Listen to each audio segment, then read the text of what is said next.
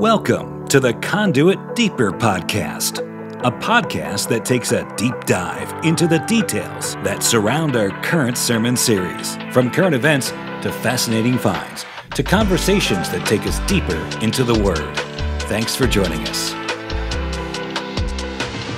Welcome to our Deeper podcast. My name is Mo, executive pastor at Conduit Church, joined with our lead pastor, Darren Tyler, and we are honored to have a very special guest today, the Smallbone family, the matriarch and the patriarch. Helen and David Smallbone are joining us today to share some of their expertise and their stories behind their family, their marriage.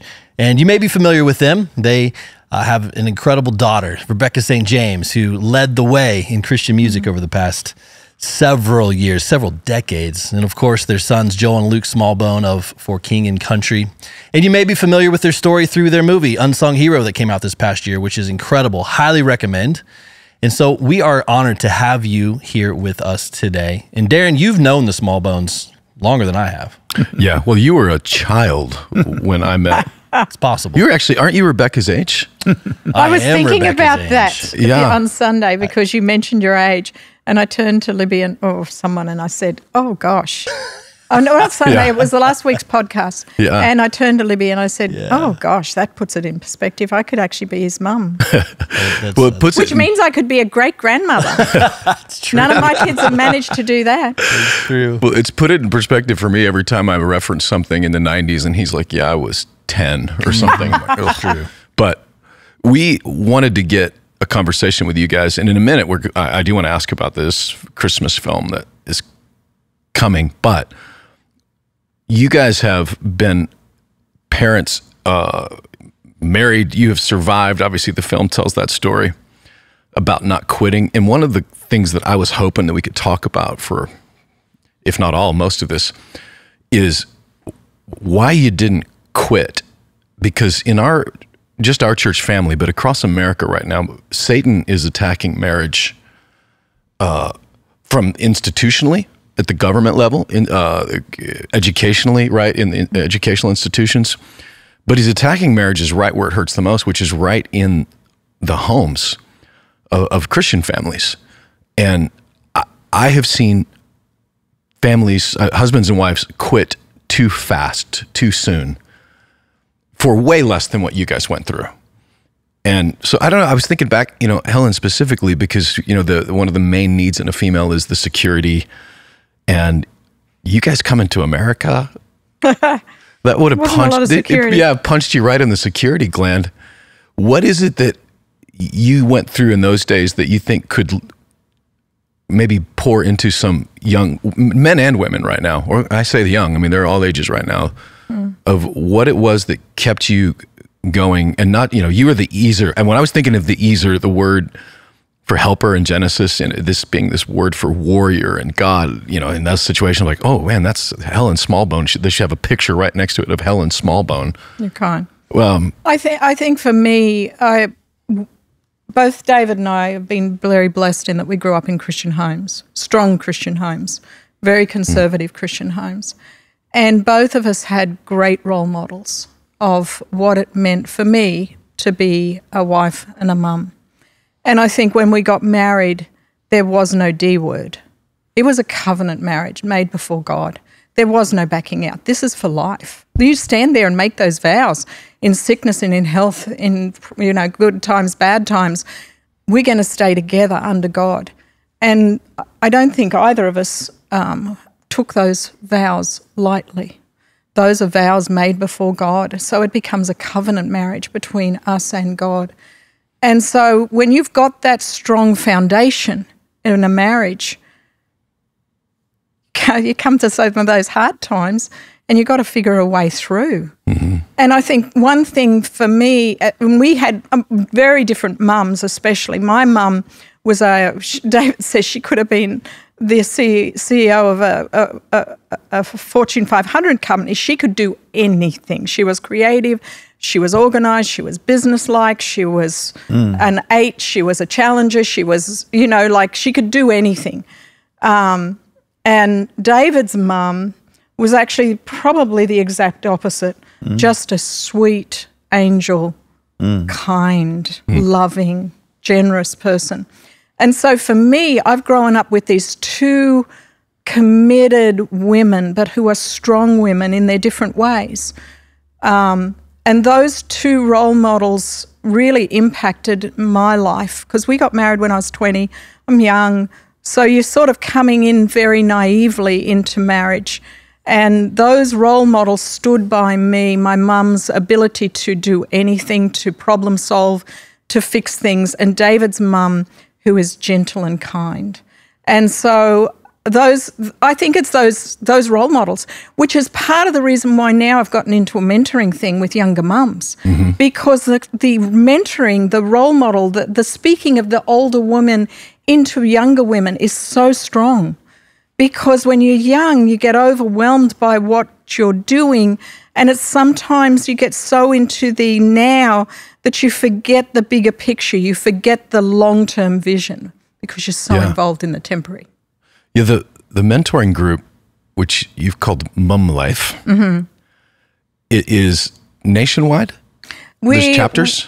That's where we want to get to. The trouble is it's growing. How you grow something from a local chapter into something that can be nationwide is the struggle that we have. You know, we are a 501c3. Yes, we have the ability to be able to go wider. It's just the workforce and the knowledge. Yeah. Yeah, I'm curious about it because, like what you identified even there, I've seen in the church world. We've got a front row seat to it, which is young families, young marriages, young moms and young dads, young husbands, young wives don't have the role model that you guys had growing up.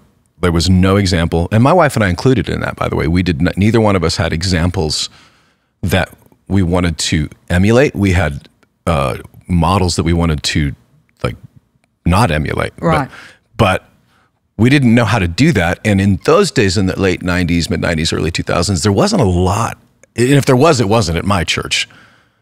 Like it was like someone handed us this very, intricate thing called marriage and then just figure it out, I think it's a part of Western culture too, where we're very islanded. We're not accountable to anybody. We're just our own little islands. And so the little islands can get off track really quickly. Where I think in the Asian country and some of the countries and some of the European countries, you have generations living with one another. You have a village mentality where everybody is involved, where I remember some friends of mine who were living in an apartment in Austria. They were Australians and they had 3 kids. And in apartment living, if the kids got too raucous, someone would bang on the roof or on the floor and just say, hey, cut it out, like keep it. There's accountability. I mean, like, I know that's maybe not the accountability we all want as a family, but it's we're not an island. Yeah. Whereas in our Western culture, I think we've become very islanded and we don't have the different age groups being together. Right. Which is interesting because I have a front row seat, or maybe 5th row seat, whatever, to watching your family. And you guys have begun to sort of emulate that in this culture, that you not only work with your family, they live there, you guys are together a lot. In a culture where most families are scattered all over the world, somehow your world traveling family is still within, driving distance of each other. And when you guys started, I mean, how long, it was 30 years ago that you moved to the United States? 33. One of the things that was inspiring to me, by the way, with the film was the reminder that, like, when you guys moved to the United States, you'd lived a lot of life by then. Like, in my mind, I'd envisioned you guys being like 20 years old, brand new. And I'm like, oh no, they were like fully grown-ups in that moment. And you've now carried your family across the country, across the world. What were the things that you feel like when you look back, this really helped us? And let's forget that you were managing and parenting, a Christian pop minister that was going worldwide, because sometimes people think, oh, they had all that, they had it easy. In most ways, it was actually harder. But parenting is parenting, whether you're on a farm or whether you're on a stage. What were things in those days that you guys think back to? Gosh, I'm so glad we did this, or I'm so glad, David, you did that, or Helen, this is what we did, this helped pull us through. I think, you go. So we come over to work for somebody, get let go after a couple of months. And I was going around talking to all the industry, couldn't get arrested anywhere, but the church loved on us. And I think that shook me up, because until then, I think I was a lukewarm Jesus follower. I saw the hands and feet of Jesus through the church. And it changed everything, to the point that when we started Rebecca's career, we did it as a ministry more than being in show business. And we have a challenge, as you both know. Our industry is controlled by the corporations who don't have our values. And I think we were given an introduction that not a lot of people have. A lot of people come to town, and after a couple of years, they're jaded and cynical because they realize it's show business first, ministry second. We come to town, the industry wants to have nothing to do with us. But the church brought food and put it on our front steps, and I really think, looking back now, I really think it all happened to grow me up, to move me away from a show business emphasis to a ministry emphasis. Because back in Australia, I'd work for mainstream TV stations, mainstream radio station, mainstream record label. So I knew that world pretty well. Then I got into Christian. And the one thing I was going to mention to, Pastor Bloke, when you asked earlier about the start, I remember going to Helen 33 years ago and saying, baby, the only way we're going to get ahead, I think, is going to America, shaking in my boots, because I thought she was going to say no. And it's emotional to me to think about it now, but she said yes. And her proviso was, only for 2 years.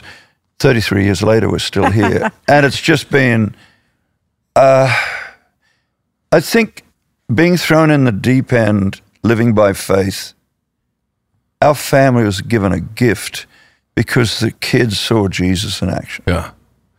So I'm going to read into your answer here, because you just gave kind of two things that are worth visiting. One was that involvement with a local church that loved you.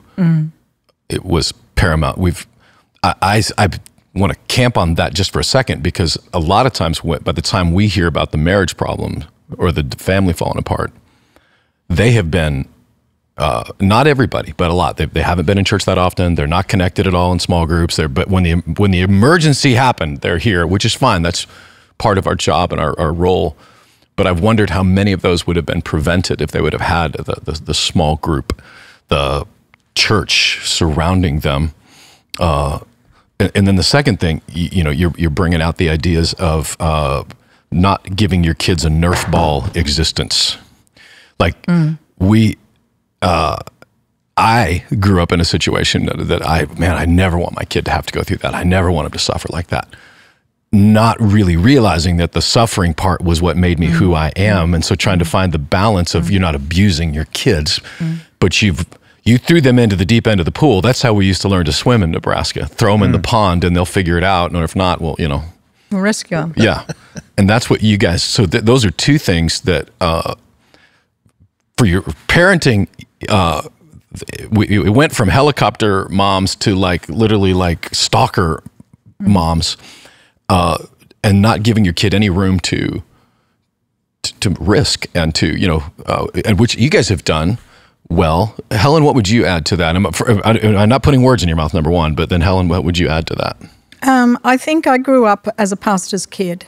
So I grew up in the church. And my dad had his office in the home, and he had flexible hours. Now, okay, as you guys know, it's a lot of work. Yeah.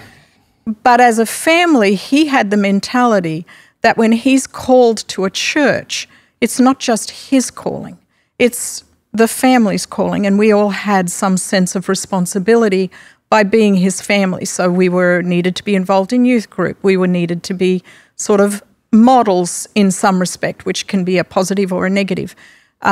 Mum was involved, women's ministry, playing the piano or organ when she needed to. It was very small church, but very family-oriented. when we got married, part of the hardest thing that I found was that you marry this person that you want to spend time with, that you love being with, they're your best friend. He goes off to work, you go off to work, you come home, you've already spent all your major time apart.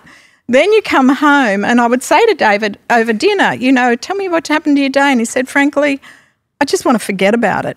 And I would start telling him some of my work. And then I would see him just drift off a little. And I would be like, wow, this is marriage. I mean, this is marriage. You want to be together, and he does his thing out there and you do your thing out there. You come home, you're both so tired, you just go to bed, and then another day happens.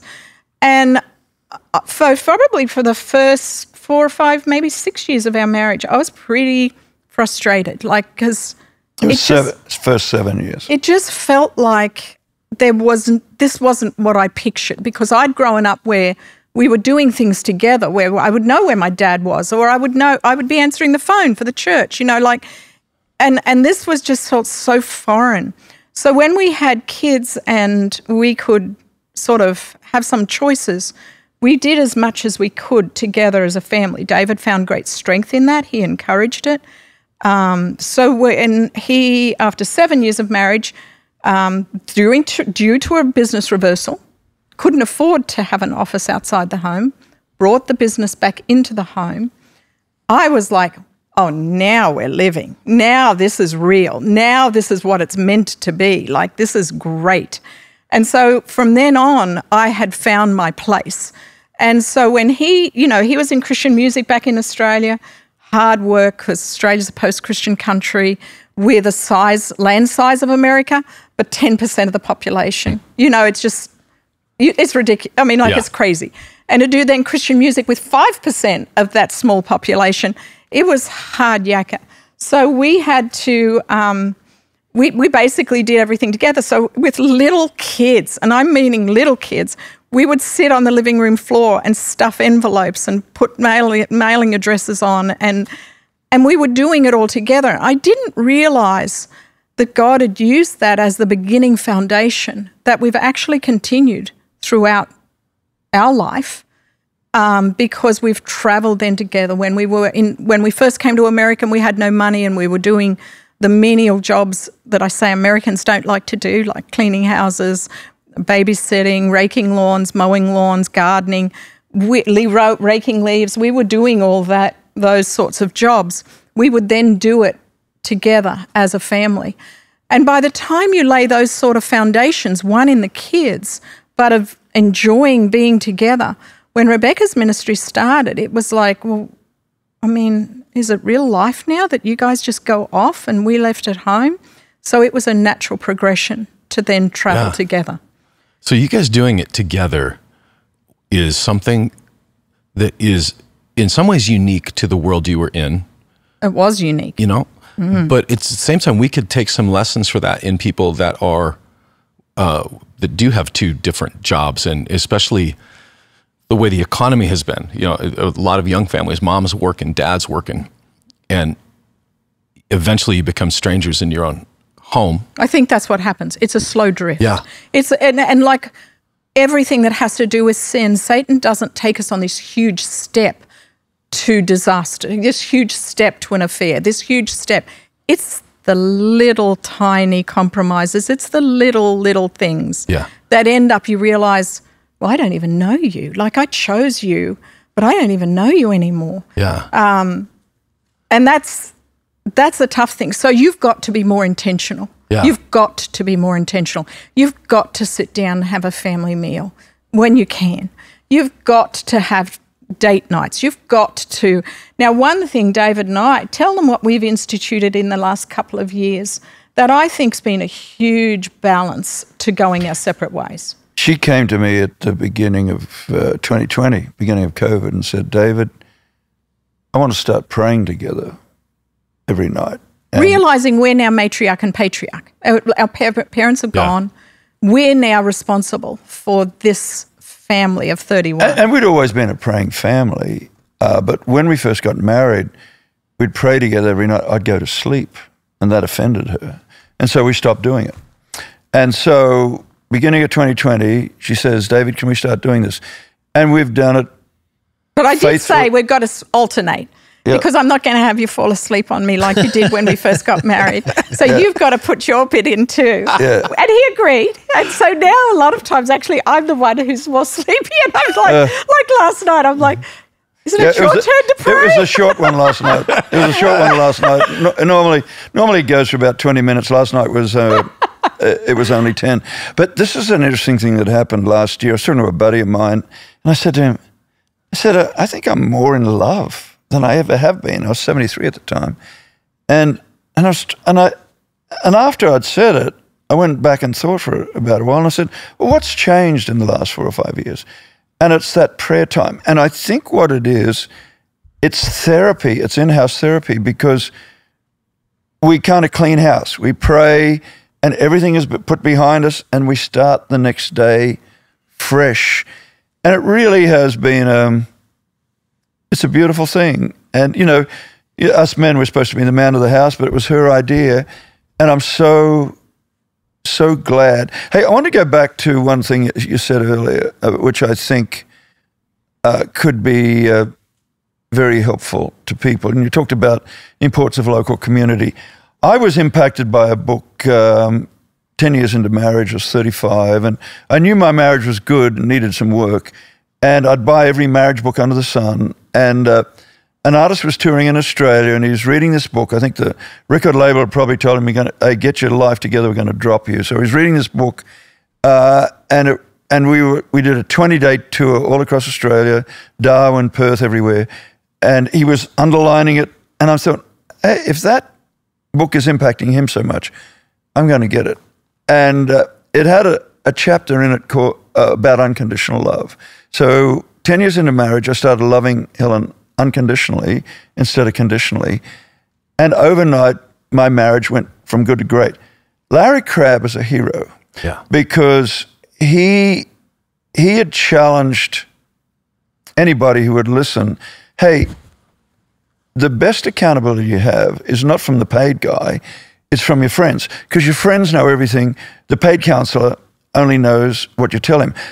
And when he said that publicly, the whole counseling community came after him. You probably remember that. Yep. And he's a hero. So I think one of the things, I've got 7 accountability partners, and one of the things that I think is very important, that I think us men sometimes miss. Women do it naturally. They'll have their women's groups and all that type of stuff. But us men, we're always islands. And it took me until probably, I was your age, maybe 20 years ago, in my mid-50s, to take accountability really seriously. But not necessarily from professionals, but from people who know everything. And people you can go deep about Jesus. You can talk about temptation. You can talk about business, talk about your marriage struggles, whatever. And I think that has been very, very healthy. And so I think one of the things living here in Nashville, everyone says, oh, well, I've got to go and see a counselor, the sky is falling, all that type of stuff. Well, your best counselor may not be the professional guy. It may be your friends who you can navigate life with and you talk to every day. And I think when I stumbled over that, that was a beautiful gift. When you may or may not know this, but research in the last couple decades have proven out that is actually more effective, or just as effective as, I think it's actually more effective than paying a counselor. Now, there are those who don't have any friends, and so they've needed it. But in the isolation culture that we've been in, by the time they get to that point, they don't have anybody. And I'll say that I've learned that I have to be proactive about it. Like, it doesn't just fall in my lap. We've got a little group of guys that we call the moderately mighty men. That and your son-in-law's one of them, by the way. We meet once a month, and it's a safe place for that, and then the group chat, and that has been a huge gift to be able to just process, think, and people that understood my life, my career, my past, my present was huge. And to say that about, I'm sorry, because I don't want to forget this. The thing about praying, I don't know if you remember Sunday night, but I asked the husband to pray over the wife, wife to pray over the husband. That was born out of a conversation with you 4 years ago when you guys had started that. Because I'd realized Shannon and I pray a lot separately, but purposefully together on a daily basis, that was new. And if I'm the pastor going, well, that should have been immediately obvious, but it wasn't. So I did that on Sunday night. It was all day, actually all 3 services on Sunday, with the hopes of beginning that discipline in other people's marriages, because 100% is has made a difference in my marriage. My wife hearing me pray for her, me hearing her pray for me, like that was.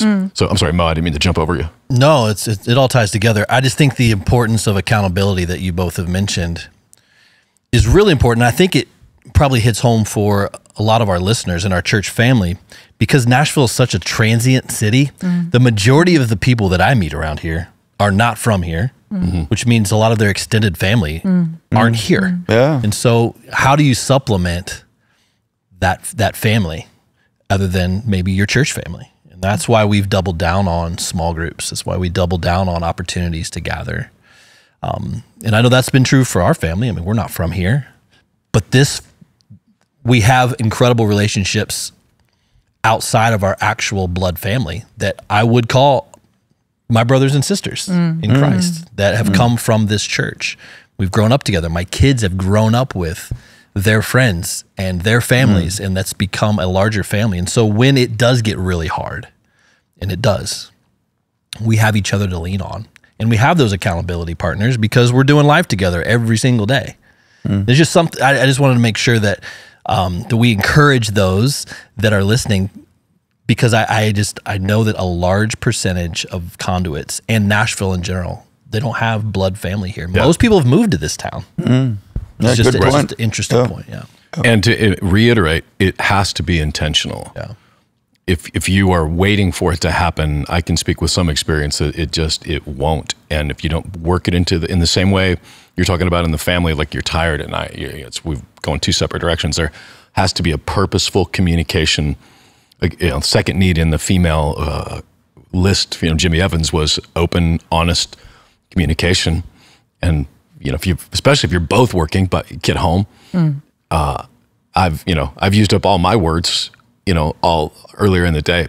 I've had to push through, and I don't do it great all the time, but that has made a big difference in the purposeful in the marriage. And then again, in the outside the marriage, that people, the guys that I can, and Shannon, again, you're right, the women do it so naturally. Shannon's had that, she doesn't have necessarily parents that she could depend on, but she's had matriarchal type figures that are from this church. And she naturally gravitates towards it. But men, it doesn't matter if you're in the music business, the banking business, or the farming business.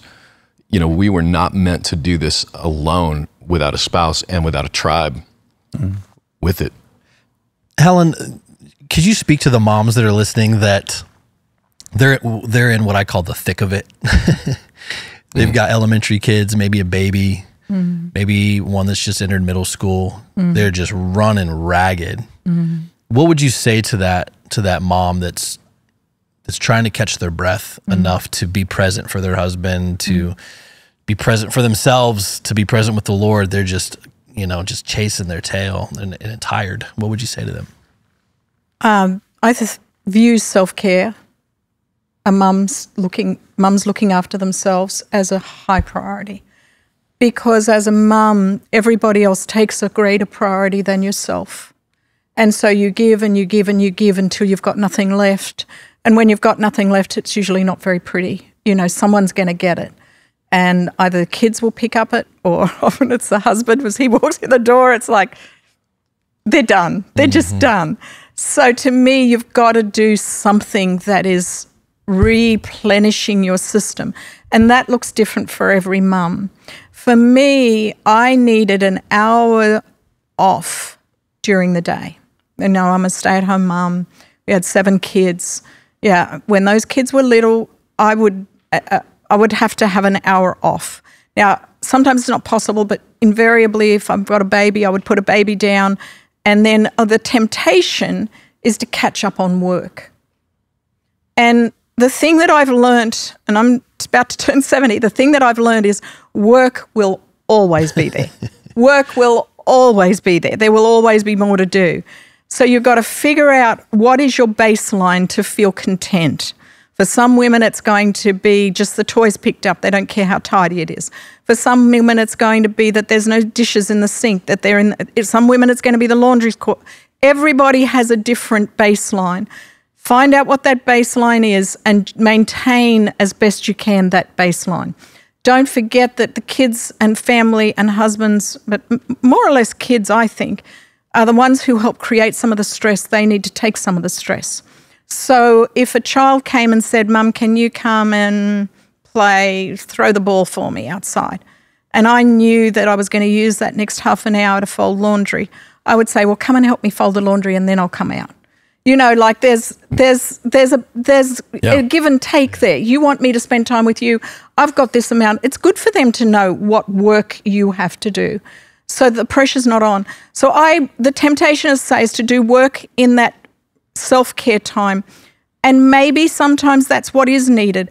But invariably, it was an hour of quiet time for me where I could read, where I could lie down. Sometimes I would nap, particularly if you've got a baby and you're up in the night. And I would teach my older kids, so older preschool kids, that they had to have that quiet time too. So when baby goes down, everybody's going down. Like, you know, and it's a quiet time. You can stay in your bed, you can read books, you can play with a toy, but you can't make a noise and you've got to stay in your room. And everybody just learnt to do that. So as they get older and a Saturday comes or a Sunday comes, you can still say, okay, it's an hour's quiet time. And everybody knows what that means and they all go to their room. And then it's a time where I know for David and me, we connected. Like, you know, because there's nobody else around. You know they're going to be in your room. They know they're going to stay there. So you've got you time created within the family structure. So I'm a big believer in self-care, and how that looks, again, is different to different people. Some it might be working in the gym, going into the gym. Some people it's going to be going for a run. You know, I'm not very physical, so resting was much more my self-care time. With the modern world right now, you know, TikTok, Instagram, it's discipling our children. We know that. But it's also discipling our families. These moms that get on and talk about, you know, it's wine 30, you know, basically almost like bad-mouthing their children, bad-mouthing how hard it is. And of course, under the auspices of I'm just being authentic, you know, and I'm thinking, man, your kids are going to see this. You know, if they aren't now, they're going to someday maybe come back and see this. And so what you're suggesting is that your self-care time is not getting hammered. No. One of the things that is I'd love to ask for me, because my kids have all left the nest now. Now, 2 of them have moved to the nest next door. You know, our property has a couple little houses on it, so they can still raid the fridge in our nest, but they're, you know, they do have their own nest. What have you found to be helpful? Because you know, you're still their mom and your dad, but you're more of a consultant now than a parent. What have you found helpful, or maybe not helpful, as far as for you guys together as a couple, and then as parents of grown children who are all in their own right very successful in their own fields? I think for me, I've realized in these latter years, it's harder to speak into people's lives unless you're invited. Sometimes you don't like the choices some of your kids are making. Sometimes you can see through the repercussions of some of the choices that they're making, which for me makes the time of prayer so much more powerful, because praying, no prayer goes unanswered, no prayer goes unheard. It might not be in your time, may not be in your ways, but it's powerful. And I can feel like I'm still contributing to encouraging families onto a healthy path by praying for them and allowing because I know the difference it made in our lives. We both had praying parents, and I know the impact of prayer upon our lives. I know when I can say, God turned up in that scenario that I did not expect. I know that we were upheld And so I take that now very seriously. The other thing, my challenge to families out there, and I think it's a subtlety that you hit on a little with the social media. Be careful of the voices that are speaking into your mind, because they have a big impact. They have a big impact. And so I tend to have the voices that are speaking into my mind have to have a biblical foundation. They have to be speaking truth in maybe a different form than just reading the Bible. But it has to be truth. It has to be based on truth. They have to see the fruit in their lives. One I know, and I tend to like to go back to generations before, because I know that they're more biblically sound than maybe some of the contemporaries, but obviously there are contemporaries out there. I'm just old. But one of them would be Elizabeth Elliot. I mean, she has a very active Facebook page. And to go on there every morning and see her little snippet that's obviously not posted by her because she's dead, is huge. The Blackaby's are the same. They post every day a little verse, thought, whatever. Having biblically strong voices speaking to you. And then I've been challenged by my kids on a couple of scenarios. Actually 3 times, really, that I can think of. One, when one of our sons, Joel, was 16 years old, he decided to read the Bible in a year. And I don't know, for anyone who's tried to read the Bible, do that 1-year Bible, it is hard work. We were on the road at the time, and we'd get to a weekend and poor Joel was days behind, and you'd just see him diligently trying to catch up. Yeah. And it's just like, but you could see the impact that commitment had on him. You could see a change in him because he was laying a strong foundation at 16, priority age, for his life in making changes. Then we've got another son who every time he would work out, he would listen to a Tim Keller sermon. The change, the foundation is so helped him with stress. Yeah. He would repeat. A situation would come up and he would say, well, actually, I heard a message from Tim Keller this week, and this is what he would say in that scenario. The strength that came from it. Then I had a daughter-in-law come to me a year ago. This is big, this one. And say, I've been listening to the Bible in a Year podcast. And I thought, didn't even know there was such a thing. And so she said, it has so spoken to me this year. And so she ended up telling me about it. Believe it or not, it's a Catholic priest, and he is incredible. He is incredible. So at the beginning of the year, we all make our New Year's resolutions. I decided I would listen to and I'd seen the change in her. Yeah. I'd see the strength of foundation where she had been feeling overwhelmed by life scenarios, and she makes this commitment, I'm going to listen to the Bible in a Year podcast. It's 25 minutes a day. I mean, who can't do 25 minutes a day? Who can't? I mean, and even if you've got to catch it up, but there's a drive of 20 minutes. Like, you can do this. Everybody's got that. Everybody's got that. And I could see again the growth in her because she made this commitment. So at the beginning of the year, I thought, you know what? I can't read the Bible in a year. I just know I can't. But I possibly could listen to the Bible in a year. And I have maintained it. I am at 25, 35, I don't know. Yeah. I'm up there. And it has laid a new foundation of being able to see Jesus throughout the whole of the scripture, because that's who he's pointing to. He's pointing to us seeing biblical principles and Jesus throughout the whole of the Bible. And to put biblical foundations as the core of the voices changes your life. What strikes me when you say that is in the modern scroll, which is a good place to numb your mind, all the psychological effects of that you end up with all these different voices. The algorithms are deciding who's coming towards you. Yep. And they're not amoral. These are very much the morality of the whoever coded them in there. But you don't know whose voice is next. And so it's literally like trying to live on a diet of popcorn instead of meat. Yeah. Because it's this popped. You hit save, and maybe I'll come back to that.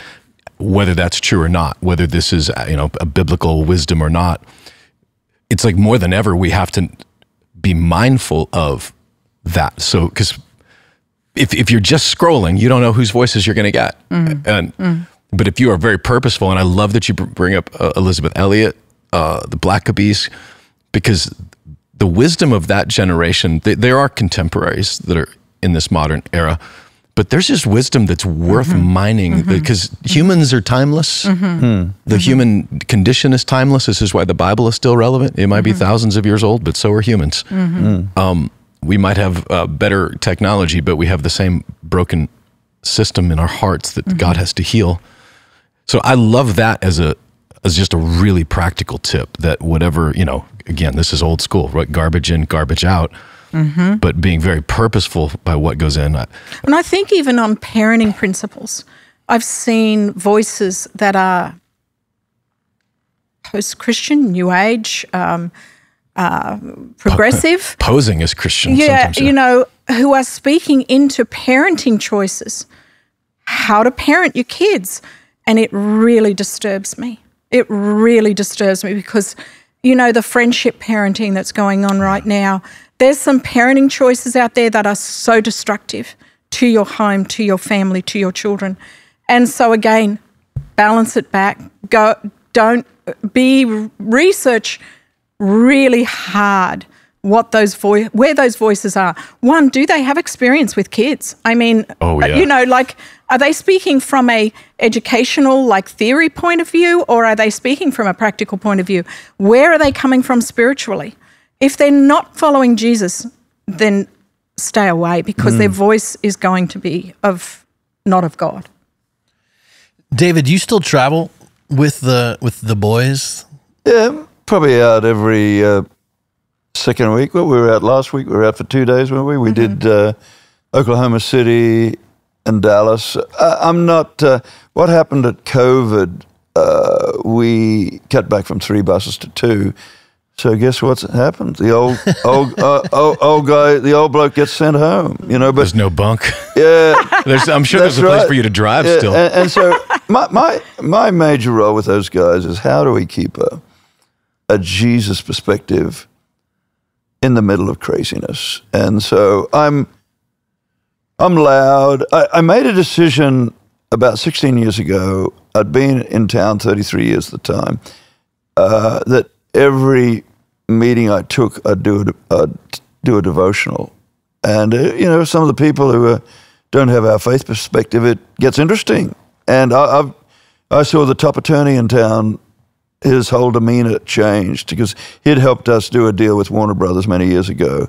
And it wasn't my words, it was Jesus' words out of devotional. So I imagine you're going on to that question and say, okay, well, what are you doing with yourself these days? Well, I've got a very strong lady that I've been seeing. I call her my current girlfriend, and she has been for 52 years and contracted for 49, by the way.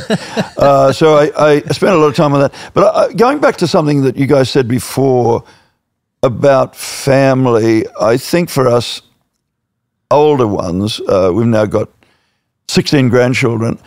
I had a historic moment.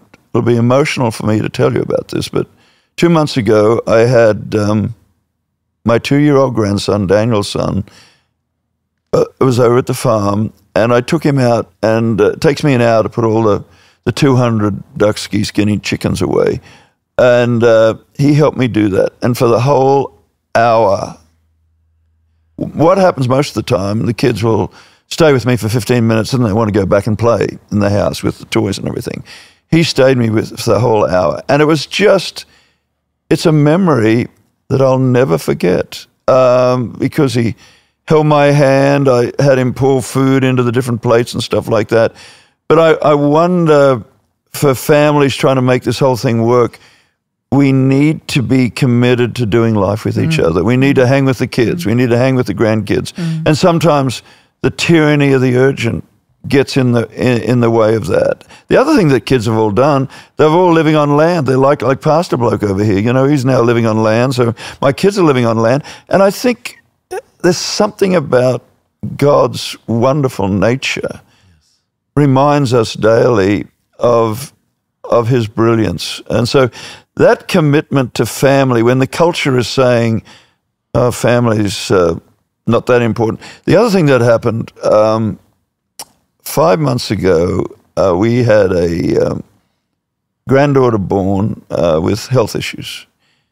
And we went to the hospital pretty regularly to look after her. And I think I'd taken the wonder of new birth for granted. Suddenly, I'm holding this little miracle baby. She had a pretty major operation 2 days after she was born. And we'd been told that she was going to have serious health issues. And that, for this old bloke, 74, that was a Holy Spirit moment for me, because suddenly, you know what it's like, tyranny of the urgent. We take a lot of things for granted. We take love for granted.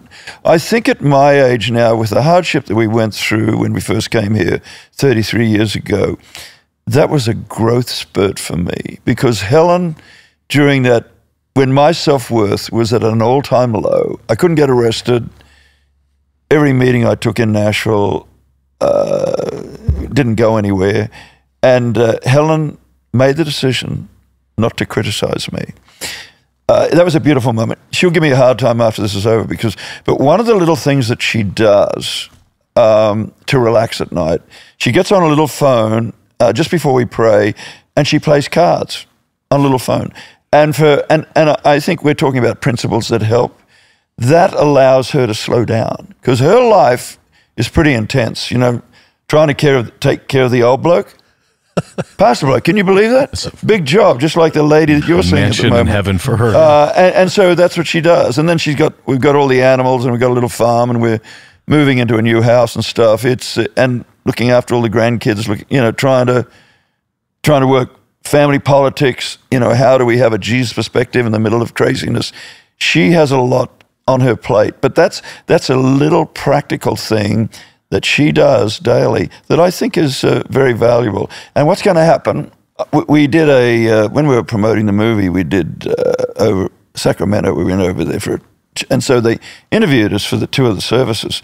And so I was being prompted by the Holy Spirit. He'd ask me a question, and then I'd answer it, and then something else would come, and I'd say that, and then something else would come. So I was read the riot act between the next services, and I've been on my best behavior ever since, Pastor Blake. Can I get some points, please? Yeah, we'll make someone note that on his record if we got the clipboard with it. There is a film that's coming, which is not even the purpose of having you guys here today, but I don't want to not talk about it. Really don't want to promote our movie? You do it to Andy O, and why don't you want to promote mine? Come on, bro, accountability. But I'm working it in, because it's honestly a fascinating example, though, because I loved the fact that your kids grew up on the road. They grew up in your version of a family business. The grandkids are growing up on the road too. I've seen that. It's third generation. Yes, the generational overflow of that, the legacy, they're doing it with their own kids. And so it's beautiful. And some of the boys now are getting to the age where they can actually start taking jobs on the road. And so to see the generational flow of that has been very touching. Well, what was amazing when I look back on, my years working in the world, like I'd hire Daniel, your son, to do lights. And where did he learn to do lights? He learned to do them with you guys, And then I think it was the Audio Adrenaline Mercy Me Tour, that we hired Luke to do lights. This guy that's about to be, worldwide known was, running lights behind the scenes. Now his son is being Daniel's offsider when he's out on the road with his dad. So, he's learning to do lights. Yeah. He's going to learn to start setting up on the stage. And I would think in the next tour, they're taking 25 off. So in 26, I reckon Luke's oldest son will be on the road as a roadie. Well, what's amazing. What's neat about that to me is it's sort of a modern version of like the family, cobbler business. Like the father teaches the son to cobble shoes, and it just becomes the family business over. But there's something to that, I mean, we're sitting here with Micah running camera here. Yeah. He learned that, around here. He's Mo's son. Yeah. There's something about that has been lost in a modern era of doing it together.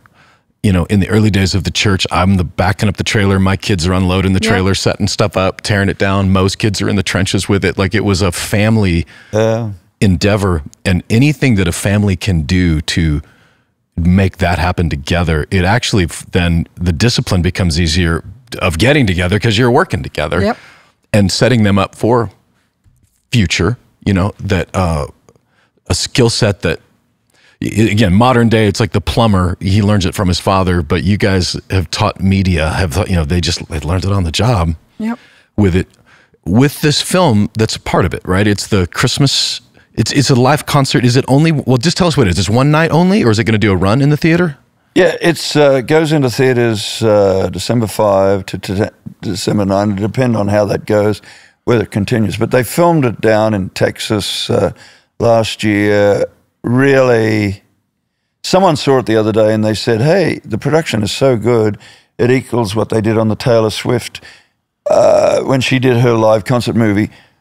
I thought it was going to be okay. So I saw a couple of edits of the first two songs. And I thought, I said, hey guys, you got to up your game here. It's not good enough. And then, they were working on it. It hadn't been edited properly. And then they showed it for all the people we work with. It blew my mind because here you have the most powerful songs of all time being sung. I think there's 25 songs in it. 20 of them are Christmas songs, and the other 5 are for King Country's best songs. And in the middle of it, I was in a theater over at Belmont. In the middle of it, I want to start clapping. And I'm thinking, what? I first of all said, hey, guys, it's not that good. And then, and the wonder of Jesus through his music connected with me at a high level. And so afterwards, I said, guys, we got to take this to the world. And I think that's what's going on. And so far, normally with buying tickets for movies, you buy on the day. You go to the theater and you buy it. Occasionally someone will buy it. So far it's sold about 70,000 tickets here in America. And I just heard last night, talking to the Australian guy, it sold 25,000 in Australia. Wow. Australia's post-Christian. But if you're looking for something to celebrate the most wonderful time of the year, much to my surprise, you got to say, I'm a bit cynical like Pastor Bloke is on occasions on industry stuff. It touched me in a deep place. And I think if you want to be inspired at Christmas time, it's a movie to go and see. It's at 1,500 theaters all across the country. I think it gets to every state, and it's close enough for people to have to drive an hour to see it. And I was a skeptic, and I'm now an enthusiast trying to... I was talking to the marketing people a couple of days ago, and I said, the one takeaway after the election is forget about traditional media. It's now podcast. Joe Rogan, a lot of way, changed what happened there. So I've gone to our people, because we have a problem with mainstream media because of our Christian message. Yeah. But mainstream media after this last election, they're not as powerful anymore. And blow me down, it's a podcast. So one of the things I'm doing today is going over the top 200 podcasts to say, who can we get the boys on to talk about this movie? That's what the old bloke does. I'm still involved. Maybe this should be one of the podcasts. Yeah. I actually do love that about David. I know we're not supposed to talk about, we made a commitment. We're not going to go down memory lane, or at least I do. But you still hustle like your bands are brand new.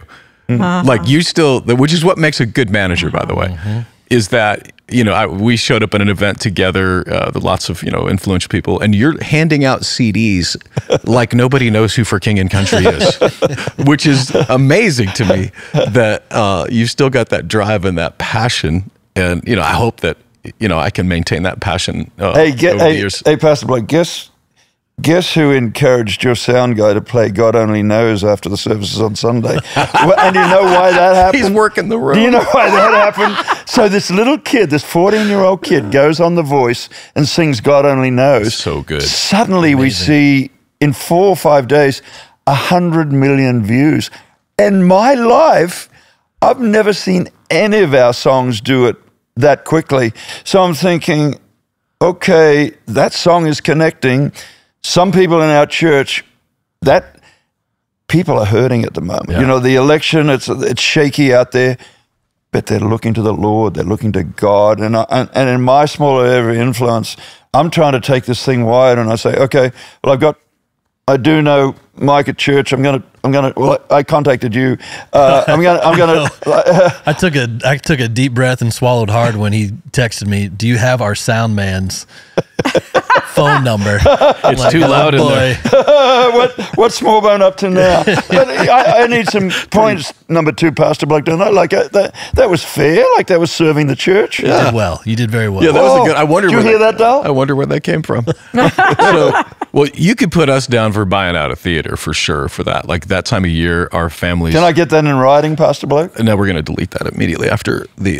No, you know that we'll do that. He's so full of BS, but he's in it for Jesus, so that's good. Yeah.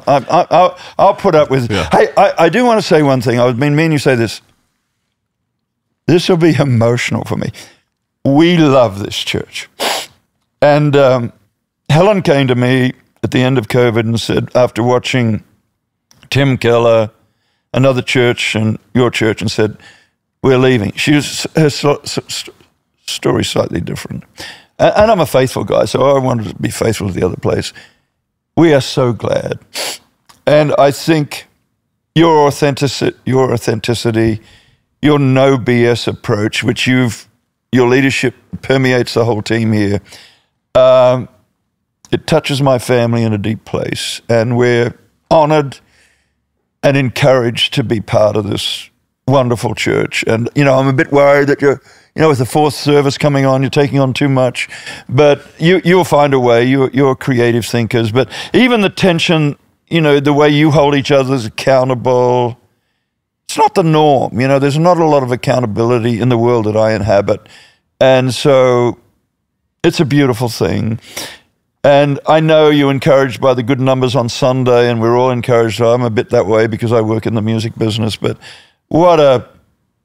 to be allowed at our age, to be allowed to be so purposeful, buddies in the game of life, it doesn't get any better. And so we're here with you all the way. Thank you. Absolutely. Well, the feelings is mutual. Like, I remember the first Sunday you wandered in, thought, are they allowed to? Because they're Australian. I thought Australians all had to go to church together. I didn't know. There seemed like a code somewhere. But for me, it was especially meaningful because having watched and learned from both of you guys over my entire career, and watching you maintain the line, hold the line on ministry when it could have been so easy, and so many others didn't.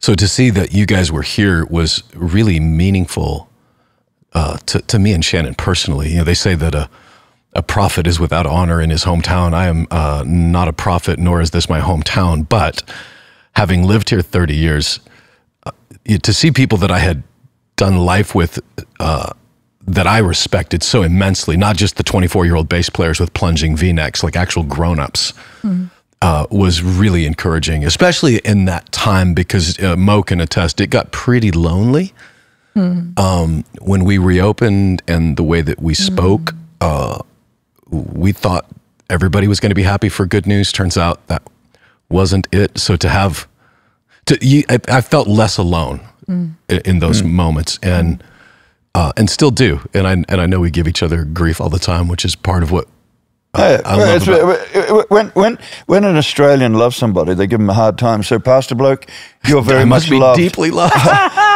The one thing that a lot of people are not going to know is that Pastor Bloke and myself, and for King Country, he grew the mission of Conduit.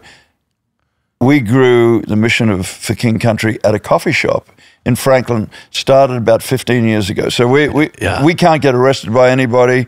It's brand new days. He's got a Bible study that is kind of blowing up. And isn't that the craziest thing? Yeah. Here we are, 12, 15 years later, we're having this sweet fellowship on a podcast, you know, sharing with our friends the wonder of Jesus. But both our ministries started in the same coffee shop. Yeah. Isn't that the weirdest thing? I had forgotten that. I do remember, because I didn't have an office. I didn't have anywhere to go. So that's kind of my sermon prep, my office, and facing the community. Thank you guys for being here. Yeah, David, those that maybe want to find out more about the movie, they're listening across the country. We should say that. Is it forkingandcountry.com? Is where they can find out about the movie? And just go on for King Country on Facebook. It'll show up there. Yeah. Yeah. We are honored to have you guys here today. Thank you so much. And for those of you that are just tuning in, maybe you've stumbled across this podcast for the first time, thank you. And if it's on YouTube, go ahead and subscribe. If you're listening online, whether Spotify or Apple, subscribe there as well. Maybe leave a review. That helps. That helps feed the algorithms that we talk about. And so thank you for joining us, and we'll be here again next week.